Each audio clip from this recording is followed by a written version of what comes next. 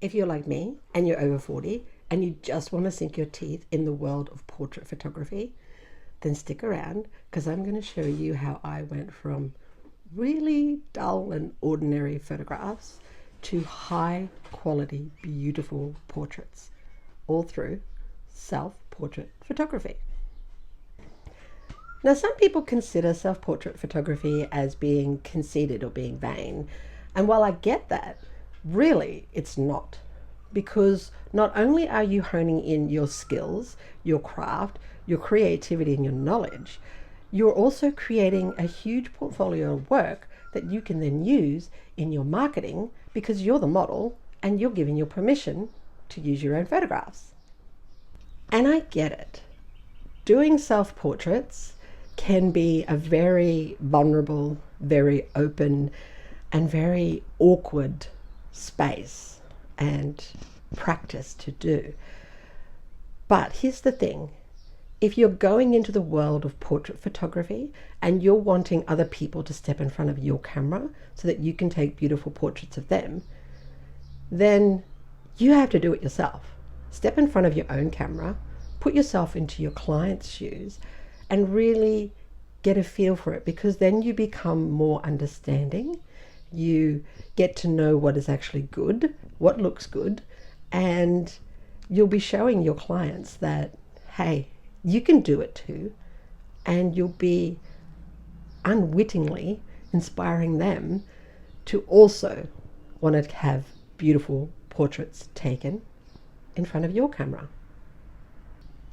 Okay, so what are you going to need for doing self-portraits? Well, you're going to need your camera. You will definitely need a tripod. And yes, you can get a remote trigger as well, but you can quite naturally do self-portraits just by using your self-timer. I did this for, oh gosh, like a year of doing my self-portraits before I got a remote trigger. Yes, it's a little bit more work, but it was also really, really good because it taught me some things that I didn't know, like how to use my camera more and how to frame to get the right shot. And setting a timer, I mean, you'll take 200 photos before you get the one photo that you'll absolutely love. And that's completely okay because no one else needs to see these photos apart from you. So yes, a tripod, a camera, a self-timer, and if you do have it, a remote trigger is all that you need. So let me show you two different types of self-portraits, one indoors and one outdoors, that I created using just my camera and my tripod. So this very first one, I actually did it in my home in a very small space, like a small bedroom size space, up against a blank wall using natural light. I set up my camera and my tripod, and then I set the self-timer. I think I set it for like 5 or 10 seconds intervals.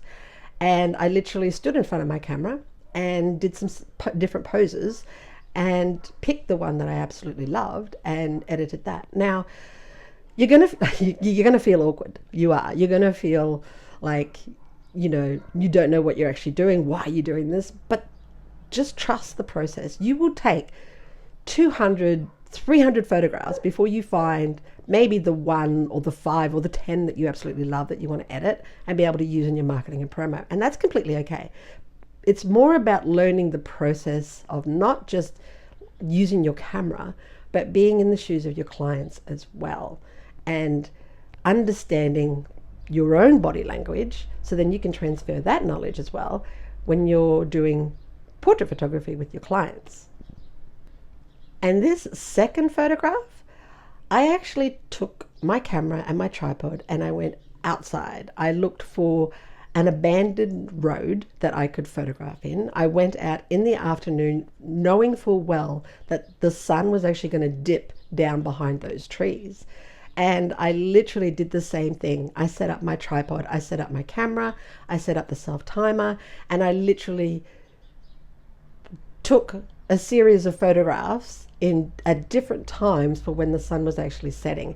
And again, I held different poses so that I would also have a variety of photographs that I could use in my marketing and my media promotion as well. So the thing that I learned, the big takeaway for me that I learned was that not only was I learning different aspects of my camera and how to use it, not just with the self-portrait, but also with composition and framing and what looks good and f-stops and stuff like that. But the key takeaway for me was that doing a self-portrait, when I do them, I am creating a catalog of imagery of me that will be there for a lifetime, that will, for my family, they will have these photographs of me for a lifetime, long after I've gone.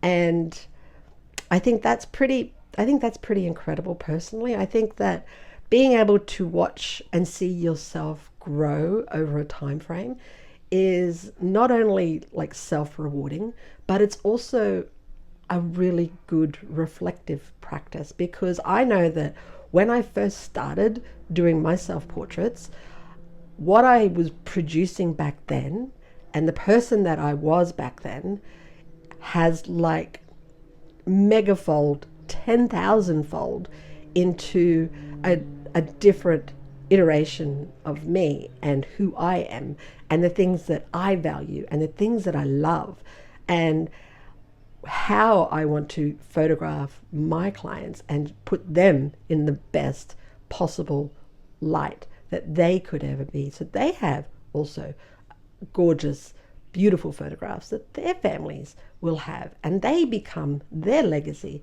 for them. I think that's pretty incredible. So if the only thing is that you take away from the practice of doing self-portraits is that you have this catalog of beautiful work of yourself, then I think that's a win. I honestly do. And you will go through, like right at the beginning, it will feel really awkward. I'm not going to polish it up here, because you will feel really awkward. But over time, you'll actually become a lot better. You'll become a lot more confident.